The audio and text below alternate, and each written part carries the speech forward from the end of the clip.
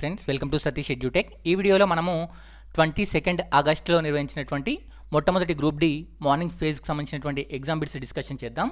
ఈ వీడియో చూసే ముందు మనం మాట్లాడేటువంటి అంశాలు ఏంటంటే 3 డేస్ ఎగ్జామ్ జరగలేదు, ఓకేనా. 19th 2021 జరగలేదు కాబట్టి షిఫ్ట్ వీడియోలు చేయలేదు. ఈ వీడియోలో మనము అడిగిన బిట్స్, రిలేటెడ్ బిట్స్ కూడా డిస్కషన్ చేస్తాం. అండ్ మెయిన్గా ఎగ్జామ్ రాసిన వాళ్ళు చెప్పేటువంటి అంశం ఏంటంటే పేపర్ టఫ్గా వస్తుంది. సిట్టింగ్ అరేంజ్మెంట్ 7 నుంచి 8 వస్తున్నాయి. ఆ సిట్టింగ్ అరేంజ్మెంట్కి టైం బ్యాలెన్స్ ఎలా చేసుకోవాలి నేను ఆల్రెడీ ప్రీవియస్ వీడియోలో చెప్పాను. మనం ఇంతకుముందుకు వీడియోలు మాట్లాడాం కదా, చర్య సమీకరణాలు ఎలా బ్యాలెన్స్ చేయాలని. దాంట్లోకి వెళ్ళి 3 బిట్స్ అయితే రావడం జరిగింది.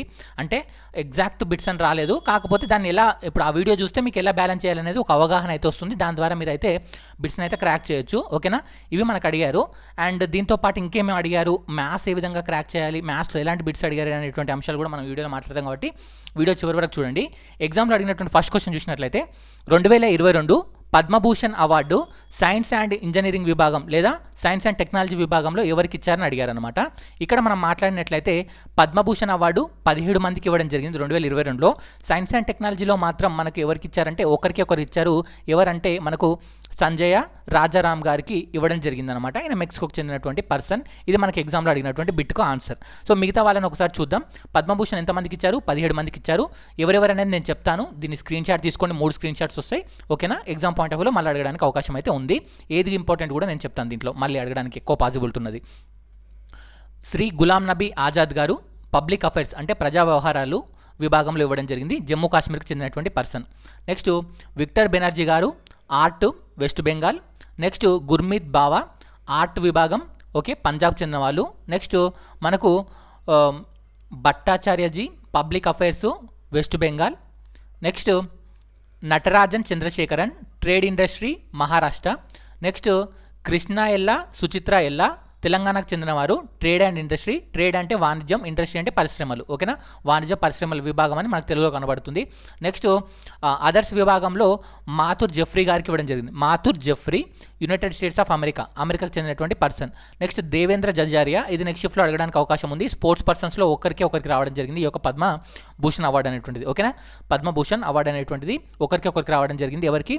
దేవేంద్ర జజారియా, రాజస్థాన్ రాష్ట్రానికి చెందినవారు. నెక్స్ట్ రషీద్ ఖాన్ ఆర్ట్ విభాగం ఉత్తరప్రదేశ్. నెక్స్ట్ రాజీవ్ మహర్షిని civil services Rajasthan. Next Satya Nadella trade industry అమెరికాకు చెందినటువంటి పర్సన్, అంటే ఇండియనే కానీ అమెరికాలో ఉంటాడు కాబట్టి అమెరికా పౌరసత్వం మీద ఇవ్వడం జరిగింది. Sundar Pichai trade and industry America. Cyrus Poonawalla trade and industry Maharashtra. Next ఎగ్జామ్లో అడిగింది సంజయ రాజారాం, ఓకేనా. So science and engineering Mexico. Next Pratibha Ray గారు స్వామి సచ్చిదానంద గారు, ఓకేనా. వైశిష్ట్ త్రిపాఠి గారు, ఓకేనా.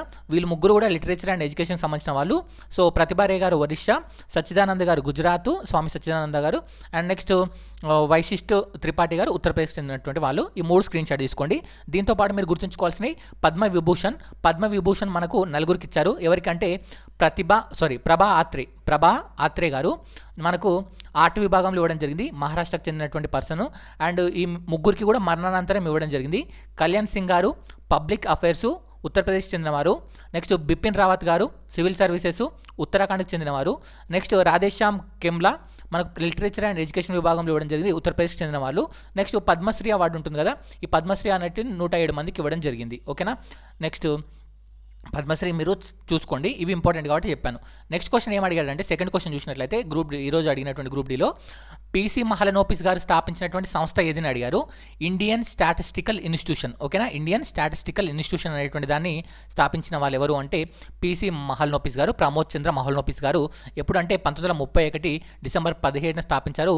పీసీ మహలనోపిస్ గారిని మనము సాంఖ్యాక శాస్త్ర పితామహుడు అంటారు, ఓకేనా. సాంఖ్యాక శాస్త్ర పితామహుడు, okay. So statistics father of statistics అని చెప్పేసి ఎవరిని పిలుస్తామంటే ఇండియన్ స్టాటిస్టిక్స్ ఎవరంటే పీసీ మహలనోపిస్ గారిని పిలవడం జరుగుతుందన్నమాట. నెక్స్ట్ న్యూలాండ్స్ ఆక్టివ్ థియరీ నుంచి నేను చెప్పాను, న్యూలాండ్స్ ఆక్టివ్ లా గురించి మనకు అడుగుతాడని. సో న్యూలాండ్స్ అష్టక సిద్ధాంతం గురించి ఏం అడిగాడంటే మొదటి మూలకం చివరి మూలకం ఏదని అడిగాడు. ఇంతకుముందు కూడా అడిగాడు. సో మొదటి మూలకం చివరి మూలకం ఏదంటే మొదటి మూలకం అయితే హైడ్రోజన్, చివరి మూలకం అయితే థోరియం. సో దీని మీద నెక్స్ట్ అడగడానికి అవకాశం ఉన్నటువంటిది అయితే ఇది ఎప్పుడు అంటే 1865లో న్యూలాండ్స్ చెప్పాడు. ఎన్ని గ్రూపులు చేశాడని అడుగుతాడు. 7 గ్రూపులు చేశారు. సో ఈయన దేని ఆధారంగా చెప్పాడు ఈ యొక్క అష్టక నియమం అంటే పరమాణు భారాల ఆధారంగా చెప్పాడు. సో పరమాణు భారాల ఆధారంగా ఏం చెప్పాడంటే ఒక మూలకం నుండి మొదలు పెడితే ప్రతి 8వ మూలకం ధర్మాలు మొదటి మూలకం ధర్మాలు పోలి ఉంటాయని చెప్పారు. దీన్ని అష్టక నియమం అని అంటారు. సో ఫస్ట్ మూలకానికి 8th మూలకానికి సిమిలారిటీ ఉంటుందని చెప్పిందే అష్టక నియమం. సో ఎగ్జామ్లో మనం చూసినట్లయితే ఏమడిగాడు, మొదటి మూలకం అయితే హైడ్రోజన్, చివరి మూలకం అయితే థోరియం గురించి అడిగాడు. సో ఇప్పుడు నెక్స్ట్ షిఫ్ట్లో అడగొచ్చు మనకు నెక్స్ట్ షిఫ్ట్లో కానీ ఫర్దర్గా కానీ సెకండ్ మూలకం ఏదైనా అడగవచ్చు ఆక్టివ్ థియరీలో.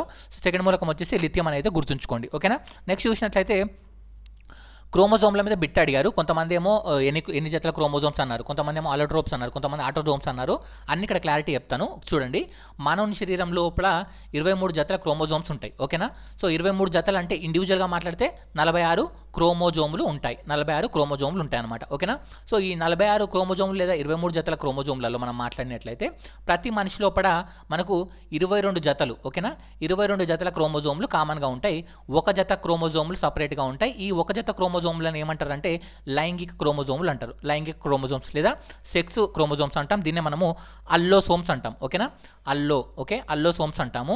ఈ అందరిలోపు ఉండేటువంటి 22 జతలు ఏమంటామంటే ఆటోసోమ్స్ అంటాం. ఓకే, ఆటోసోమ్స్ అని చెప్పేసి మనము పిలవడం జరుగుతుంది అనమాట. అయితే ఇక్కడ ఈ యొక్క లైంగిక క్రోమోజోమ్లు ఉన్నాయి కదా, ఇవి మగవాళ్ళలో ఎలా ఉంటాయి, ఆడవాళ్ళలో ఎలా ఉంటుందంటే, సో మగవాళ్ళ లోపల అయితే XY అనేటువంటి క్రోమోజోముల జత ఉండడం జరుగుతుంది. జత కదా, ఒక జత అంటే 2 ఉండాలి. ఓకేనా. XY అనేటువంటిది X క్రోమోజోమ్, Y క్రోమోజోమ్ అని ఉంటుంది. ఆడవాళ్ళలో అయితే XX అనేటువంటి 2 క్రోమోజోములు ఉంటాయి అనమాట. అయితే ఇప్పుడు ఫలదీకరణం చెందినప్పుడు అయితే మనకు ఆడవాళ్ళ అండాశయంలో X అనేటువంటి క్రోమోజోమ్ ఉంటుంది. మగవాళ్ళ శుక్రకణంలో X శుక్రకణాలు, Y శుక్రకణాలు ఉంటాయి. ఒకవేళ మగవాళ్ళ శుక్రకణంలో ఉన్నటువంటి X అనేటువంటి క్రోమోజోము ఆ అండాశయంలో ఉన్నటువంటి X అనేటువంటి క్రోమోజోమ్తో కలిస్తే అప్పుడు మనకు XX అనేటువంటి ఒక జత ఏర్పడుతుంది. ఈ జత ద్వారా మనకు స్త్రీ జీవి జన్మించడం జరుగుతుంది అనమాట. ఓకేనా. అదే Y అనేటువంటి క్రోమోజోమ్ అనేటువంటిది ఈ యొక్క అండాశయాన్ని చేరింది అనుకోండి, అప్పుడు మనకు XY అనేటువంటి క్రోమోజోమ్తో శిశువు జన్మిస్తారు. అప్పుడు మనకు పురుష జీవి, ఓకేనా, పురుష జీవి అనేటువంటిది జన్మించడం జరుగుతుంది. ఇది మనకు ఉన్నటువంటి మ్యాటరు. దీని ఒకసారి స్క్రీన్ షాట్ చేసుకొని చదువుకునే వాళ్ళు చదువుకోండి. ఇక్కడ చెప్పిన మ్యాటర్ అంతా ఇక్కడ రాసుకొని ఉంది. ఓకేనా. నెక్స్ట్ చూసినట్లయితే గారో తెగ వాళ్ళ గురించి ఒక బిట్ అడిగాడు. గారో తెగ వాళ్ళు చేసుకునేటువంటి పండుగ ఏదైనా అడిగారు. వంగలా ఫెస్టివల్. ఇది మేఘాలయలో జరుపుకుంటారు. నెక్స్ట్ ఎగ్జామ్లో అడగొచ్చు గారో తెగ వాళ్ళు ఎక్కడ ఫేమస్ అని. మేఘాలయ, మిగతా రాష్ట్రాల్లో కూడా ఉంటారు, కాకపోతే ఎక్కువ మంది మనకు మేఘాలయలో కనబడతారు అనమాట. నెక్స్ట్ CIIL ఎక్కడ ఉందని అడిగారు. Central institute of Indian languages. ఇది ఎక్కడుందంటే మైసూర్, కర్ణాటకలో ఉండడం జరిగింది. నెక్స్ట్ స్టేట్ సెంటర్లో ప్రజెంట్ ఉన్నటువంటి సిస్టమ్ ఏది అని అడిగారు. యాక్చువల్గా సమాఖ్య విధానం అంటాం దీన్ని. ఓకేనా. సమాఖ్య విధానం మనకు స్టేట్ సెంటర్లో ఉంది. ఓకే, ఎగ్జామ్లో ఇది రైట్ ఆన్సర్ అవుతుంది. నెక్స్ట్ మనకు ఓం నియమం మీద ఆల్రెడీ నేను వీడియో చేశాను. ఓం నియమం మీద ఫిజిక్స్ న్యూమరికల్స్ ఎలా అడుగుతారని, దాని మీద ఒక బిట్ అడిగిండు. నెక్స్ట్ శ్రేణి సంధానం, సమాంతర సంధానం, నిరోధాల శ్రేణి సంధానం, సమాంతర సంధానం మీద బిట్ అడిగిందని కొంతమంది చెప్పారు, కొంతమంది అడగలేదన్నారు. ఎగ్జామ్ మళ్ళీ రాసిన వాళ్ళు, ఇంకా నేను నాకు సమాచారం ఇవ్వని వాళ్ళు ఎవరైనా ఉన్నట్లయితే కామెంట్ బాక్స్లో తెలపండి. ఓం నియమం బిట్ అయితే 100% వచ్చింది. కాకపోతే దీని మీద నాకు క్లారిటీ అయితే లేదు, కాకపోతే చెప్తున్నాను. ఓం నియమం అంది 7th వీడియో ఉంటుంది. ఫిజిక్స్ న్యూమరికల్స్లో 7th వీడియో ఉంటుంది. లింక్ డిస్క్రిప్షన్లో ఉంది. చూడని వాళ్ళు ఉంటే ఆ వీడియో చూడండి. ఫిజిక్స్ న్యూమరికల్స్ 8 వీడియోలు ఉంటాయి, పక్క బిట్ వస్తుంది దానికెళ్ళి. ఓకేనా.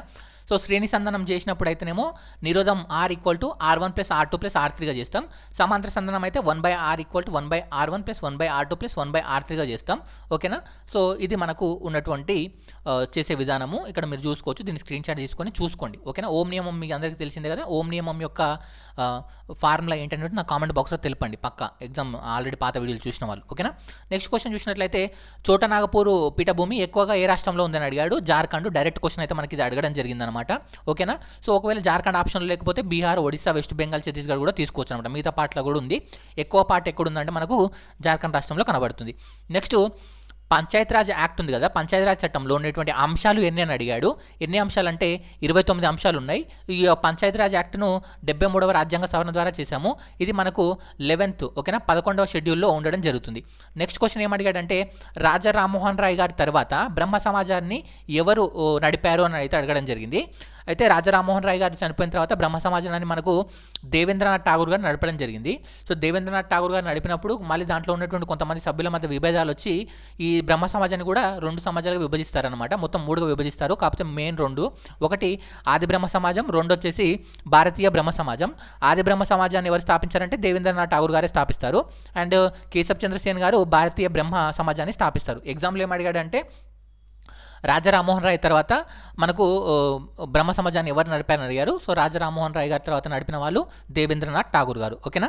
నెక్స్ట్ క్వశ్చన్ చూసినట్లయితే 100 రోజుల పథకం 100 రోజుల పనిని కల్పించే పథకం ఏదని కింద 4 ఆప్షన్లు ఇచ్చాడు. దాంట్లో మహాత్మా గాంధీ ఎంప్లాయ్మెంట్ గ్యారంటీ పథకం, ఓకే, ఉపాధి హామీ చట్టం ఉంటుంది కదా, దానికి సంబంధించినటువంటిది ఉంది కాబట్టి మనకి ఇదే రైట్ ఆన్సర్ అవ్వడం జరుగుతుంది. దీన్ని మనం మనగ్రా అని చెప్పేసి అయితే పిలవడం జరుగుతుంది.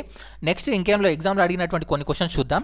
ఇక్కడ ఏం అడిగాడంటే జీఎస్టీ పైన బిట్ అడిగాడు సార్. జీఎస్టీ ఇండియాలో ఎప్పుడు అమల్లోకి వచ్చిందని అడిగాడు. ఇంతకుముందు వీడియోలో కూడా ఎవరైతే రోజు లైవ్ అంటే రోజు మన డైలీ అనాలిసిస్ చూసారో రిలేటెడ్ బిట్స్ చెప్పాను కదా, ఫస్ట్ రోజే చెప్పా జీఎస్టీ మీద ఏమేమి బిట్స్ అడుగుతాడు ఇవి గుర్తుపెట్టుకోండి. ఇది బిట్ మళ్ళీ అడిగాడు, ఓకేనా. జీఎస్టీ మన ఇండియాలో ఎప్పుడు వచ్చిందంటే జూలై 1, 2017లో రావడం జరిగింది.